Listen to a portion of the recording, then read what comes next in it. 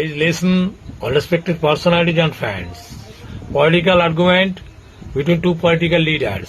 Spokesperson Jayapakar Mojumdar of TMC and opposition leader Suvendu Adhikari of BJP party. অনুগ্রহ করে সমস্ত সম্মানিত ব্যক্তিত্ব এবং বন্ধুরা শুনুন, বিজেপির মুখপাত্র জয়প্রকাশ মজুমদার এবং বিরোধী নেতা শুভেন্দু অধিকারের মধ্যে রাজনৈতিক বাগবিতণ্ডা বিতর্ক চলছে। স্টেজে দেখুন, কথাগুলো শুনুন, গুরুত্বপূর্ণ কথা। 26-এর গর্জন মমতার বিসর্জন। 11 সালে আওয়াজ উঠেছিল সিপিএমটা যাক, যে পারে আসুক। আজকে আওয়াজ উঠেছে সময়ের ডাক, মমতা যাক।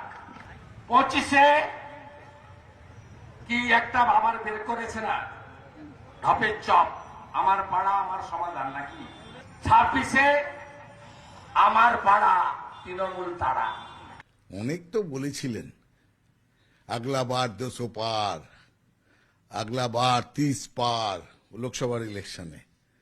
সব তো শেষ হয়ে গেছে। সেই 21-এর ইলেকশনের পর থেকে এ পর্যন্ত সবকটা নির্বাচন হেরেছেন। দোকান কাটা হলে সে রাস্তার মাঝখান দিয়ে যায়, তার কোনো লজ্জা থাকে না। শুভেন্দু অধিকারীর কান কেটেছে, নাক কেটেছে, তাও তার লজ্জা হয়নি। তাই এইসব স্লোগান দিচ্ছেন, তাও তৃণমূলকে ধার করে।